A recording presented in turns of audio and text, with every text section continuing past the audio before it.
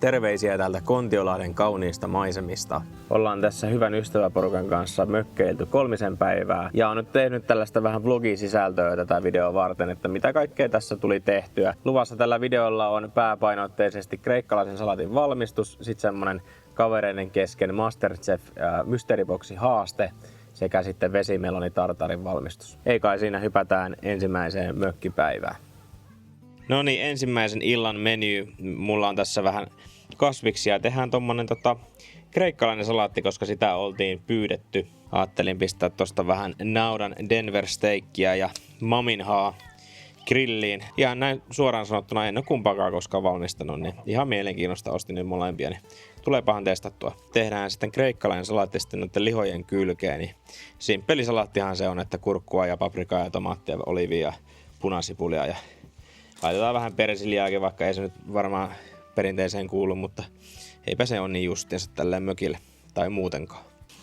Tosta pistetään kurkku ihan vaan tommoseksi krouviksi kuutioksi. Tomaattia kanssa ihan vaan tosta puoliksi ja 6 osaa, noin. Siinä meillä on kurkkua sekä tomaattia. Sitten leikataan paprikaa. Tämmöiseksi suikaleeksi vaan paprika. Tämähän on oikeasti maailman helpoin tää kreikkalainen salaatti. Tässä nyt ei sinänsä mitään ihmeellistä ole.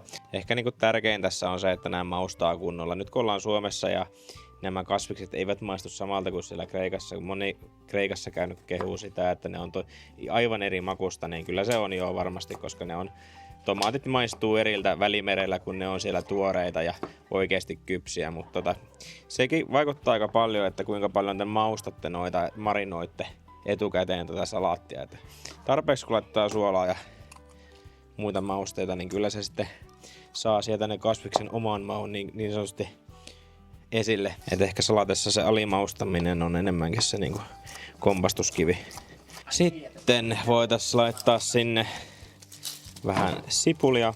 Puolikuun muoto on tämmöstä, veitsi on tylsä kuin mikä, mutta siis tämmöstä mahdollisimman ohutta slicea. Sipulit joukkoon.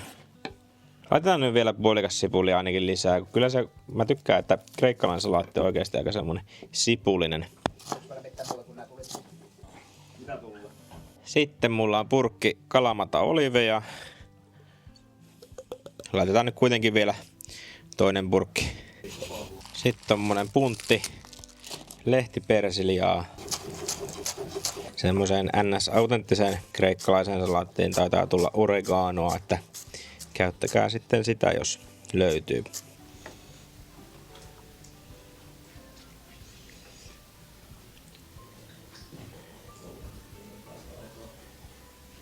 Sekoitellaan salaatti. Maustetaan se ihan reippaasti suolaa.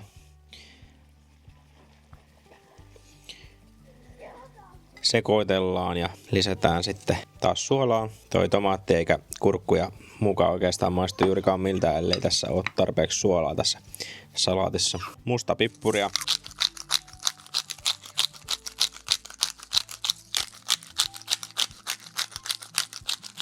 Pieni happo punaviini etikasta. Tommonen. Ja sitten tätä sumakkia. Jos joku on katsonut sen mun pihvivideon, niin mä käytin siinäkin sumakkia tomaattisipuli-salaatissa ja se toimii kyllä tämmöisten kasvisten kanssa ihan äärimmäisen hyvin. Tää tuo kivaa makua ja sitä semmoista pientä kirpeyttä tähän. Tommonen. Ja sitten tietenkin oliiviöljyä. Sitä ei tarvitse säästellä. Nyt voisi sanoa, että tässä on salaatti, jossa on oikeasti aika todella paljon makua. Tää on kyllä erityisesti semmoisen tuhdin lihan kanssa niin aivan nappivalinta. Tiedättekö, kun liha on aika semmoista raskasta ja täyttävää ja rasvaista, niin sitten tämmönen ihana raikas ja hapokas salaatti vastapainoksen kylkeen niin on ihan täydellinen makupari. Nyt tää saa marinoitua tässä ihan kaikessa rauhassa siihen asti, että lihat on paistettu, niin tää on helppo ja nopea tehdä. Sittenpä muuta kuin lihat esiin. Denveri. Toisin kuin ehkä joku saattaisi kuvitella, niin mulla on vähän semmonen blind spotti erilaisten lihanleikkuuden kanssa, että en juurikaan ymmärrä niiden päälle. Tiedän mikä on pikanha ja ulkofile ja entrecot ja näin poispäin nämä perus, mutta tämmöiset on vähän semmoista uutta juttua itselle. Pistetään tohon tommonen reipas suola pintaa molemmin puoli. Antaa nyt hetki olla suolassa sen aikaa, että nuotion tuli sieltä pikkasen laantuu ja heitetään sitten tulille. Noni, se onkin hyvä. Alas, alas. Otetaan blokki fetaa ja murennetaan se vaan käsin tohon päälle.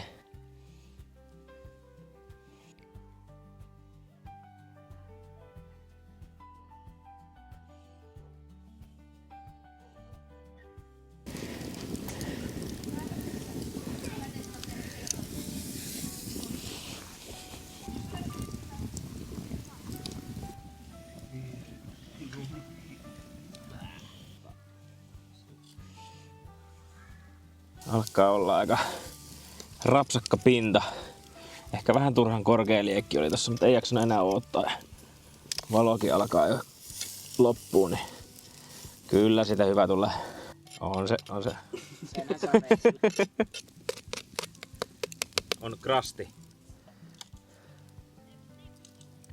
Ainakin keskeltä tuntuu vielä olevan hyvinkin pehmeä, että nyt voisi olla sinänsä se aika optimaalinen aika ottaa pois ja antaa vetäytyä. Siinä on meillä Maminaha ja Denveri. Antaa nyt niitä vetäytyy ihan huolella siinä ja leikataan sitten auki. Sitten totuuden hetki. Ihan suoraan sanottuna odotan vähän epätasaista kypsyyttä. Tältä puolella otti enemmän liekkiä ja tältä puolella sitten ei niinkään, mutta joko se on tää valo tai sitten tää meni ihan todella yli. On siinä punaisuutta näkyy. On siinä, mutta näytäpä. On siinä punaisuutta. Onhan se. Se vaan näytti tässä hämärässä niin aivan harmaalta koko lihaa, mutta voisi olla vähän rareempi, aika paljonkin rareempi, mutta nyt mennään sillä. Tää toinen on vähän paksumpi, niin odotan, että tää on oikeasti niinku medikka edes. Joo, se on ihan hyvä.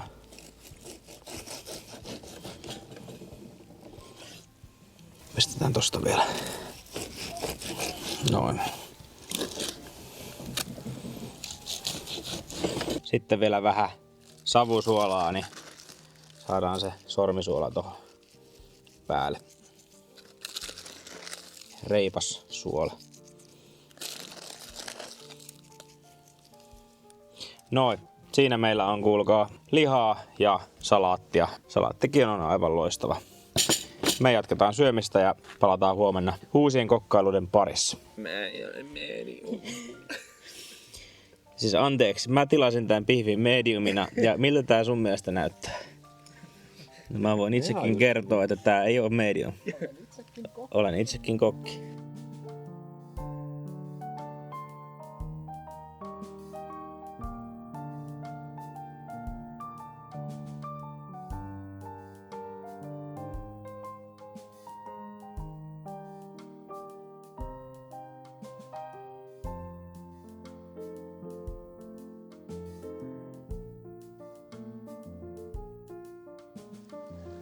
Päivä 2 käynnissä ja ajattelin nytten pikkasen vähän jotain erilaisempaa meininkiä tällekin kanavalle kerrankin kokeilla. Eli vähän semmoista leikkimielistä kisaa. Ja mä sain 2 mun kaveria suostuteltua tällaiseen Masterchef Mystery Boxin haasteeseen. Niko ja Valto tulee kokkaa mun valitsemista raaka-aineista omat annoksensa, jotka mä sitten maistelen ja arvostelen. Millekään semmoselle perseilylinjalle ei kuitenkaan tässä lähdetä, että ihan oikeat raaka-aineet on heille valinnut ja on ihan mielenkiintoista nähdä, että mitä tämmöiset peruskotikokit niistä keksii. Mennään tuonne mökin puolelle ja mä esittelen meidän kilpailijoille noin raaka-aineet.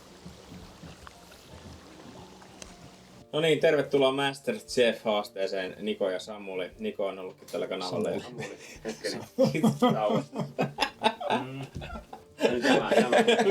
Hyviä kavereita, kun muistais niin. Tervetuloa Masterchef-haasteeseen Mökki Edition, Niko ja Valto. Kiitos. Kiitos. Mikäs fiilis? Jännittää tietysti, että Jeff Aapin suunnittelema Mystery Box -haaste, niin ei sitä voi tietää, mitä sieltä tulee. Minkälainen lähtötaso tässä nyt on, että kerrotko Valto, millainen kotikokki olet? No, itse kokkaan yleensä sitä, mitä kaapista löytyy. Se on yleensä tortilla random täytteillä. Semmoinen bravuuri, mitä mä saatan tehdä joskus, on lihapullat ja kantarellikastike. Tai suppilovahverokastike ja poronkäristys. Noniin, Ne on okei. ehkä niinku erikoisimmat ruuat, mitä mä osaan. Okei. Tää onkin mielenkiintoinen nyt sitten, koska itse asiassa sulla on lappalaisia juuria, eikö näin? Kyllä. Noniin, mä olen valinnut pikkasen siihen suuntaan, että antaa ehkä pikkasen etua jopa tässä kilpailussa. Nimittäin teidän pääproteiini on tänään poron sisäfile. No niin. Enkä mä Teidän tiedä tehdä pakolliset sitä. raaka-aineet on myös kantarellit, kuten äsken mainitsit, Oho. ja musta herukka. Wow. Jumalauta. No näistähän tulee ihan kunnon fine diningia. Ai että. Joo. Lisäpisteitä saatte punaviinin käytöstä. Onko Aapi käynyt keräämässä noi sienetkin tässä vielä? Joo, itse kävin keräämässä ihan tuossa äsken metsästä, että laitan tähän sitten semmosen kollaasin siitä. Ja sopivasti sieltä löytyy tommonen valmis boksikin, laittaa ne. No Kätevää. marjatkin. Sitten lisäksi tattari. Tää helvetti, mä en oo koskaan käyttänyt tattaria. No niin. Ja lisäksi meinas vielä unohtuu, niin mulla löytyy piparijuurta. Oho. Tämäkin on semmoinen aika optional, mutta aika tunnetusti toimii poron kanssa se, että miten se saa tähän muuhun makumaailmaan sovitettua, niin se on sitten ihan up to you, Joo. että käyttäkää jos käytätte, Joo. mutta lisäpisteitä tästäkin tulee. Saako käyttää muuta keittiöstä löytyviä Joo, raaka-aineita? siellä on salattisipulia, siellä on valkosipulia, Joo. siellä on crème fraîchea, siellä on voita, öljyä, mausteita, ihan kaikkea. Loistavaa, Mutta kunhan niinku, nämä on nyt se pääajatus tässä. Onnea matkaa kilpailijat ja katsotaan mitä saadaan aikaan. Kiitos. Aika ne alkaa nyt. Saako lukea paketista, että mitä paketti sanoo, että mihin voisi käyttää? Saa lukea. Täältähän löytyy ohje tuohon tattaripuuroon. Että onko se sitten joku poropuuro ja lasillinen punaviini. Mä veikkaan, että poroa kun paistaa, niin sitä ei saa jättää mediumiksi. En todellakaan tiedä. Niin, tässä nyt tietysti tuomarin roolissa tekisi mieli antaa vähän kommenttia. En voi sanoa yhtään mitään. Niin. Se on kuitenkin sen verran sitkeetä, että poronkäristystäkin kun laittaa, niin sitä saa aika pitkään kuitenkin hauduttaa. Että Mutta onko poron käristys tehty sisäfilestä? mistä minä tiedän? No, mä en sano enempää. Nyt tää on ihan teidän. se vuollaan jäisestä palasta poroa. Tää on ihan, mä annan teille täysin vapaat kädet. Kohta. No, Saa käyttää. saa käyttää. Minkälainen koostumus tästä tulee, sit jos vaikka keittää? Mulla on selkeä visio siihen, että mitä tässä lähdetään tekemään. Toi liha, että onko se nyt semmoista, että se pitäisi ensin ruskistaa ja sit laittaa uuniin. Ehkä mä menen sillä. Onko sä Niko koskaan kokannut piparjuurta aiemmin? No, en oo kyllä pipariolta, että pitää myös mietin, että miten iso pala sitä pitää ottaa. Niin joo. On aikamoista. Ihan niinku wasabia vetäis. Wasabi, mitä marketeissa myydään, niin on tehty piparijuuresta. Joo, Se on värjätty vaan. wasabissa sitä nyt on sit tullut syötyä ainakin. Mutta miten semmoista sit poron kanssa vetää? Mulla lyö nyt ihan tyhjää. Nikolla täysvauhti päälle ja valta pyörii ympyrää. Mikäs näistä nyt on? Nyt vois sitä ankarasvaa laittaa tonne, mutta ehkä se nyt menee ihan... Ei sitä nyt missään auringonkukkaöljyssä, kun kyllä se ihan voissa paistaa. Kyllä meillä sitä ankarasvaakin löytyy. Mä luulen, että kyllä mä sen voissa ruskistan ton.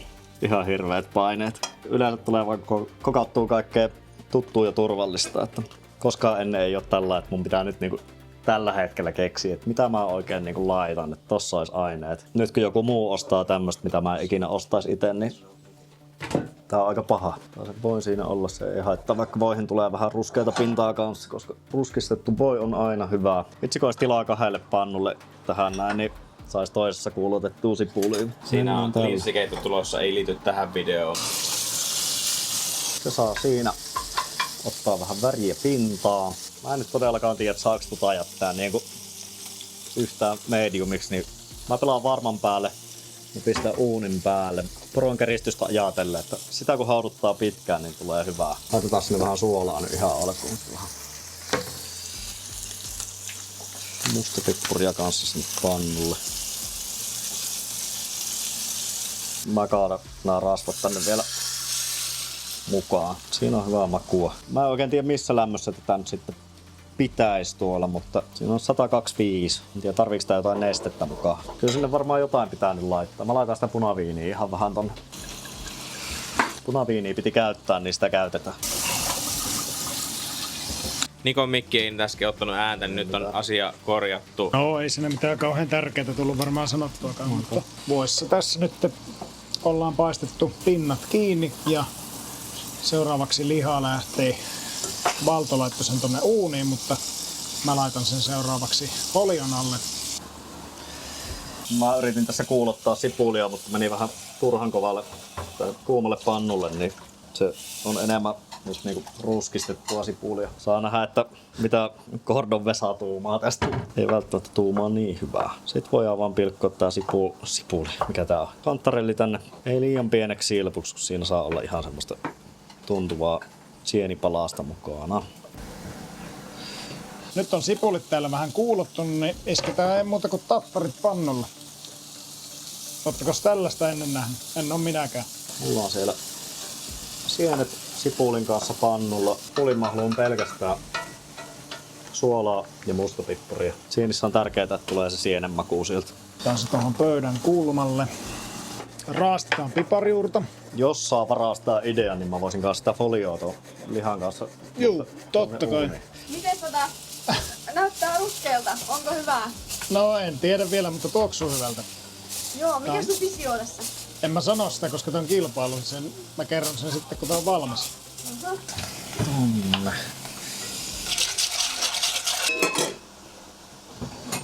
Kyllä niistä ainakin nestettä irtoaa. Mä mietin, että menisikö nää kokonaisena siihen vai muussattuna sekaan. Mä luulen, että kokonaisena, koska sieltä voi saada sitä koostumusta vähän. Punaviiniä tänne. Kattila. Perkele, no niin. Se olikin semmonen. Uskaltaako sinne laittaa lisää? Joo, nyt te uskaltaa. Mä voin valta ottaa nyt puolet siitä crème freshistä. Joo, otan vaan. Kiitos, kiitos. Sitä en ihan vielä pääse käyttämään, mutta kohta. Mulla tuli heti, kun mä näin nämä raaka-aineet, niin semmonen idea mieleen, että mitä tästä voisi tehdä. Mutta sitten kun mä rupesin tekemään, niin mä totesin, että kaikkien asioiden tekeminen siinä vaatiikin vähän enemmän työtä kuin mitä mä olin ajatellut. Ja erityisesti näitä levyjä tarvitaan aika paljon, että katsotaan nyt sitten. Jos Valtolla menee. Mulla ei mitään hajua, mitä mä oon tekemässä tässä. Käytin niitä raaka-aineita, mitä toivottiin. Ja sen verran, mitä mä oon maistanut tätä, niin kyllä tää niinku ihan syötävää on. Tattari suuri, mutta ei ihan käyttäytynytkään sillä lailla, kun mä ajattelin. Että olisi ehkä pitänyt mennä sillä puurolla, mikä oli siinä paketissa ohjeena. Täällä on tätä ohratärkkelystä. Tehdään tosta tattari marjapuurosta vähän enemmän puuroa. Nyt se on aika tuommoista litkuu, missä vaan on seassa noita. Pistää ihan vähän sen kato miten se toimii. Laitaanko se niinku punaviiniä kenties? Kyllä. Joo. Se väri tulee siitä. Se maistuu paremmalta kuin miltä se näyttää. Ja tästä saa hyvän näköistä siihen lautaselle, ei mitenkään. Sitten vielä tämä erikoisraaka-aine eli ankarasvaa, joka ei ollut osana meidän Mystery Box-haastetta, mutta mä ajattelin, että käytetään sitä kuitenkin, kun semmoista on. Mä ajattelin paistaa lihaa vielä pinnat kiinni, niin pientä tällaista niinku hakun erikoista ekstraa. Pinnathan on jo paistettu kiinni, mutta mä ajattelin vielä paistaa semmoisen niinku lisä paiston. Ankarasvaa ja timjamia ja vähän niinku ekstra makua vielä tuon uunen jälkeen. Ja laitetaan sitten vielä vetäytymään ihan hetkeksi tuohon. Tää on tommonen keko. Joo, semmoista pötkylää. Pötkylää siellä on.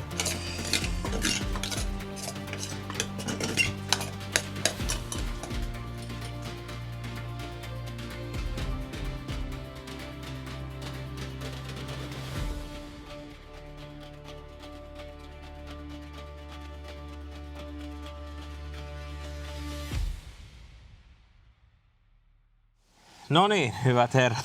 Työ on tehty. Mitkä fiilikset? Miten koette onnistuneen? Aloitetaan Nikosta. Ihan ok, että lähdin tekemään sellaista visiota, joka mulle tuli heti, kun mä näin nämä ainekset, niin kyllä siinä oli aika paljon tekemistä ja tattari oli varsinkin sen, että se käyttäytyi vähän eri tavalla kuin mä ajattelin. Ja sitten ehkä kans noiden mittausten kanssa tai raaka-aineiden määrien kanssa saattaa olla, että on tullut vähän sellaista hiharavistusta, että jotain on ehkä aika paljon, jotain ehkä aika vähän, mutta oli hauskaa. No Niko, mitä tässä annoksessa on? Tattarisotto, eli tattarista punaviiniin tehty risotto, paistettuja kanttarille ja lehtipersiljan kanssa. Poron sisäfile, johon on vielä silaus annettu ankarasvalla ja sitten minttu mustaherukkaa, chutneyta. Näillä mennään. Eli siihen tuli sitä punaviinietikkaa nyt. Siihen tuli punaviinietikkaa sitten ja ruokosokeria ja mintun lehtiä siihen. Okei, tää on hauska idea. Entäs Valto? Hauskaa oli ensinnäkin, mutta tosi hankalaahan toi oli, että kun sieni oli oikeastaan se ainoa semmoinen tuttu juttu meikäläiselle. Paitsi kehuskelit, että poro kyllä on. Käristys on vähän eri asia kuin toi sisäfile. Joo, kyllä. Että kun mä en ole yhtään pihvi-ihmisiä, niin... Ja sitten se tattari oli toinen, että tattari on ehkä joskus saattanut vahingossa tietämättäni maistaa, mutta en ole koskaan siitä mitään kokannut. Eli se on nyt sulla siellä mustaherukan seassa se tattari. Joo, sinne se sujahti. Mullahan tässä esillepanossa ajatus tuli siitä, että kun tässä on tämmöisiä Suomen luonnon raaka-aineita. Tässä on tää sienikeko, kuvaa muurahaiskekoa, luonnonhyönteisiä. Sitten meillä on tässä mintunlehtiä, joka kuvastaa puunlehtiä. Ja siellä puiden alla vilistävät nämä sitten meidän luonnon eläimet. Sitten meillä on sitä aluskasvillisuutta tuolla. Aluskasvillisuuden seassa on sitten tätä mustaherukka mössöä sitten. Tässä on todella hieno tämmönen tematiikka kyllä. Kyllä tästä pisteet rapisee ihan ehdottomasti. Mä en osannut ajatella ehkä tätä näin ennen kuin sä selitit tämän, mutta kiitos tästä. Eikä siinä, maistellaan annoksia. Otetaan ensin vaikka tosta Aloitetaan tällä. Tämä oli niin hieno puhe, että oli vähän huolissani, kun sä mietit, että eihän sitä poroa nyt voi mediumiksi jättää, koska poron sisäfille on kaikista parhaimpana mediumina tai medium rare. Ja kyllähän tää nyt yli on mennyt. Joo. Ehdottomasti, mutta maku voi silti olla hyvä.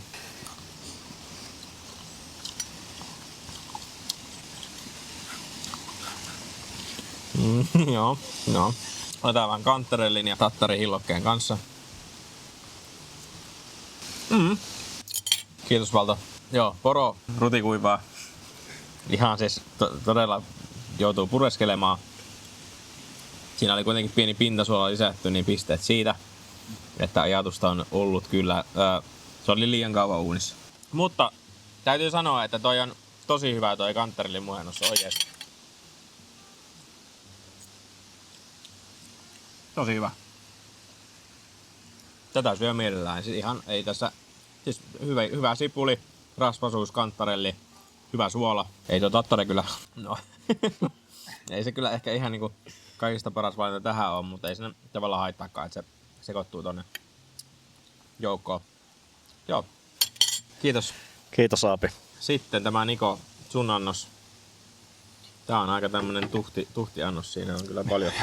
Puolet jäi vielä keittiöön, että tuli tehtyä aika paljon kyllä kerralla. Suoraan sanottuna mä ajattelin, että sunkin poro tulee olla ihan ylikypsää, koska sä paistoit sen ensin, sit sä laitoit uuniin, etkö laittanut? Joo. Ja sitten sä paistoit sen vielä uudelleen ankarassa. Joo. Mä ajattelin, että tän täytyy olla vielä pahempi kuin Valtolla toi kypsyys. Mutta tässähän on, siis tämähän on... Mä luulen, että se on ihan vaan sattumaa, että mä ehdin laittamaan se uuniin vasta vähän myöhemmin ja mä otin sen vähän aikaisemmin pois. Maistetaan. Otetaan taas ensin pelkkä liha. Kypsyys, aivan eri luokkaa. Mutta sais olla pikkasen enemmän suolaa. Mä itse asiassa unohdin tuossa lopuksi. Mulla oli tarkoitus laittaa siihen suolaa ja pippuria, mutta en muistanut. Joo, no se maistuu. Se selittää. Se maistuu. Eli tosiaan semmoista risotto-tyyppistä annosta tässä vähän niin kuin mä lähdin hakemaan. Tuo tattari ehkä käyttäytynyt ihan samalla tavalla kuin riisin sitten kuitenkaan. Että... Siinä on se pieni häivähdys punaviiniä, mutta tulee aika hyvin se tattari. Oma maku. Kivan kirpsakka tää hillo. Maistuuko se minttu sinä yhtään? Maistuu. Nyt mä itse asiassa tajusin, että mä unohdin niin kokonaan yhden asian, joka on tuolla jääkaapissa. Eli mulla oli tarkoitus vielä piparjuuri crème fraîchea olla tuossa mukana. Okei, nyt kun sanoit ton, niin tää ehdottomasti kaipaisi sen. Joo. Pieni rasvainen elementti. Joo. Ja se piparjuuren se pieni niinku punchi. No, sä voit kuvitella, että se on siinä. Mä voin käydä hakemaan. No vai. No käydään hakemaan. Raastoin siinä aika alkuvaiheessa piparjuurta ja laitoin siihen crème freishin sekaan ja laitoin sen jääkaappiin tekeytymään, mutta se jäi sinne jääkaappiin. Näitähän sattuu. Niin näitä sattuu, mutta lisätään sitä nyt sitten. Otetaan vielä sen kanssa nyt sitten, niin saadaan se kokonaiskuva.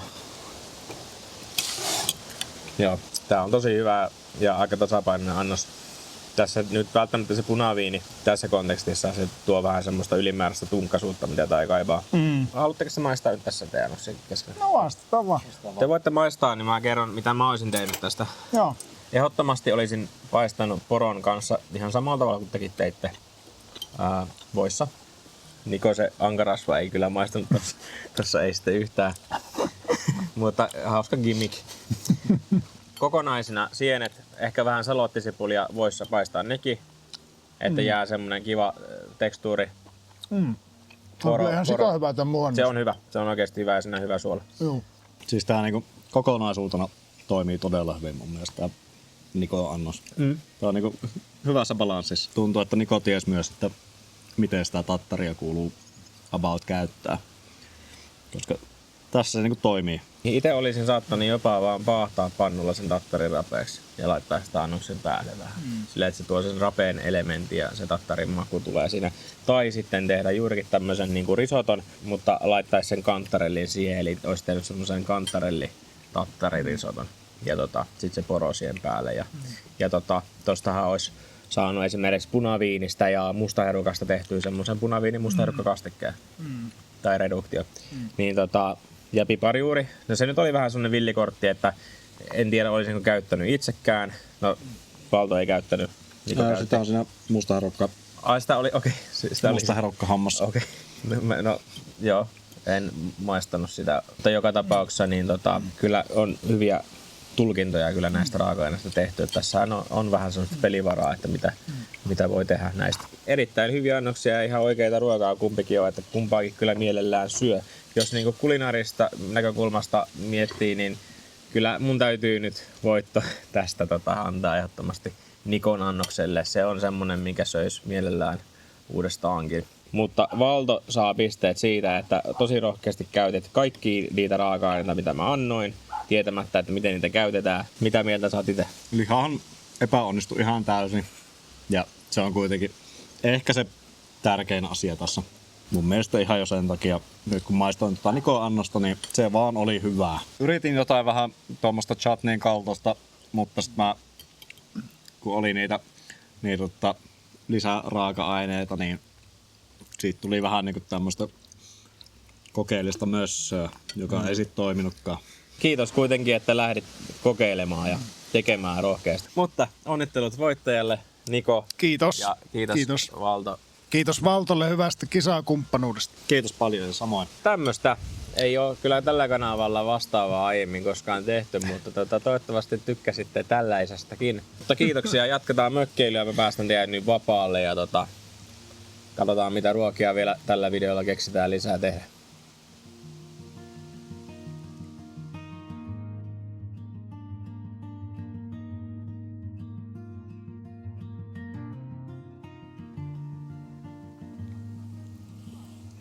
Kolmas päivä käynnissä ja nyt on tullut sen verran juotua kaljaa ja syötyy kaikkea rasvasta grilliruokaa, niin nyt on hyvä keventää välissä, niin tehdään tämmönen vesimelonitartari. Kuoritaan meloni. Nyt sitten kun tehdään tästä tartaria, niin se tarkoittaa sitä, että tehdään tästä vaan tämmösiä pieniä kivoja tartarkuutioita.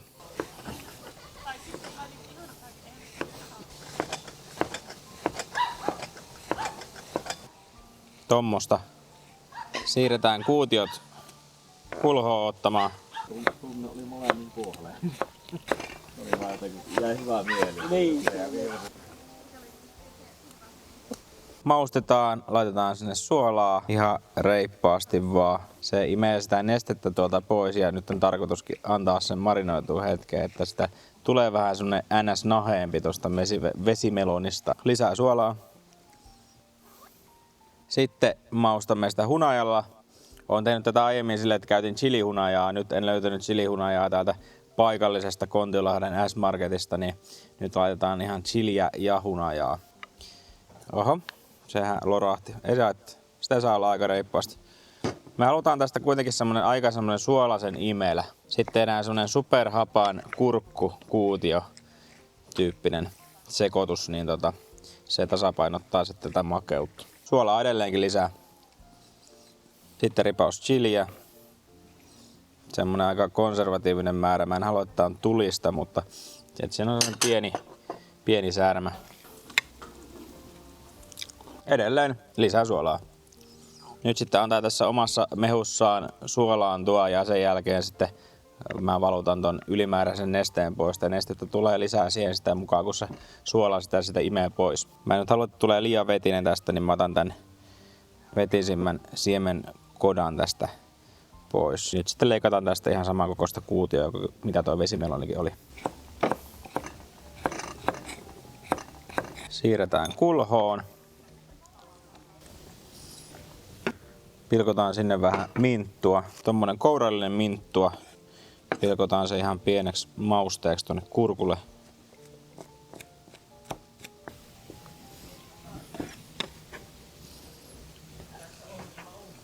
Minttu ja kurkku, siinä on kyllä hieno kombinaatio kerrassaan. Sitten otetaan vähän limeä pöydälle. Raastetaan sinne ensin limen kuorta. Noin, siellä on limen kuoret mukana, tommonen sopiva määrä, että se maistuu sinne jokaisella suupalalla, mutta ei kuitenkaan ole liian semmonen saippuainen. Sitten puristetaan sinne limenmehua. Sitä saa olla oikeasti tosi paljon silleen, että on superhapokas tää kurkku. Silleen kun sitä maistaa, niin on oikein silleen hyökkää suuhun se hapokkuus. Niin sitä halutaan, koska toi vesimeloni on niin imelä ja suolainen, että niinku vähän liian hapokas ja vähän liian makea. Niin sitten kun ne yhdistää, niin se on aika kiva se lopputulos. Sitten maisto. Joo, just niin hapan, että jos tälleen pelkällä maistaa, niin suu menee vähän mutrulle. Ja on ihan superraikas ja siis supersimppelihän tää nyt on ylipäänsä. Pikkasen suolaa. Ihan semmonen kevyt suolaus. Tän ei tarvii varsinaisesti olla suolainen, mutta suola kuitenkin aina korostaa pikkasen makuja. Vesimeloni on selkeästi luovuttanut nestettä. Tää on käytännössä tämmöistä keittoa tällä hetkellä. Tää oikeastaan niinku sais marinoitua aika pitkäänkin tässä ideaalisesti, että siitä tulee vähän just semmonen niinku nahkaisempi suutuntuma niin sanotusti. Mutta kyllä tää nyt kelpuutetaan jo. Nyt sitten mä käyn valuttamassa nämä nesteet pois, niin saadaan pelkkä tää liha jäljelle. Sitten vielä maisto. Nyt tietysti osa suolasta ja mausta jäi siihen liemeen, mikä nyt kaadettiin pois. Lisää suolaa. Yllätys, yllätys. Ja mustapippuria.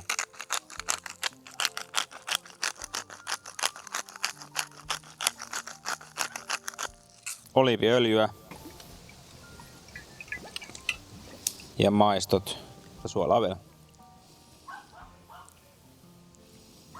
Tässä suolassa mä en luota siihen, että kuinka paljon visuaalisesti sitä tulee, vaan se makuaisti. Sitten kun se maistuu hyvältä, niin sit siinä on tarpeeksi suolaa, vaikka näennäisesti siinä tulisi ihan hirveästi. Että ihan oikeasti niin kuin paras vinkki, mitä mä voin antaa ruoanlaittoon, niin maistakaa.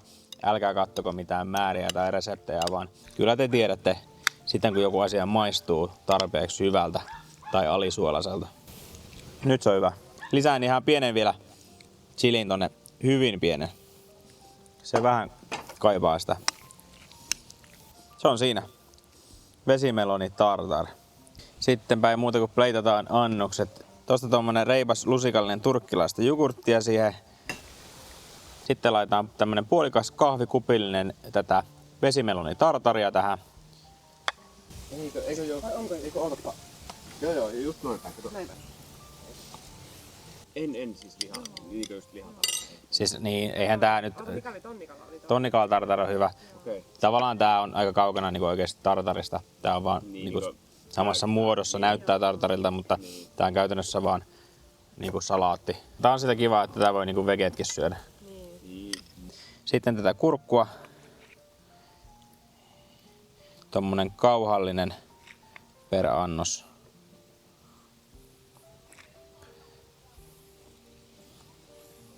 Sitten vielä pieni mustapippuri päälle. Jos nyt haluaisin, niin tähän sopisi vaikka se murennettu feta, mitä siihen aiemman salatin päälle tälläkin videolla laitettiin, mutta nyt mennään näin. Ja siinä meillä on vesimeloni tartari. Aika hyvä tämmönen keventävä alkuruoka erilaisiin tilaisuuksiin.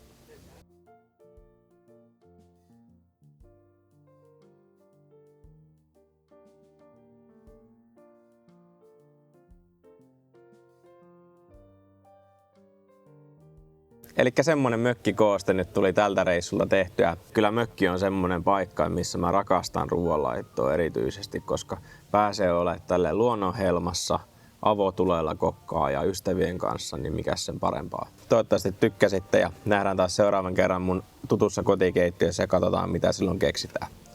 Moro!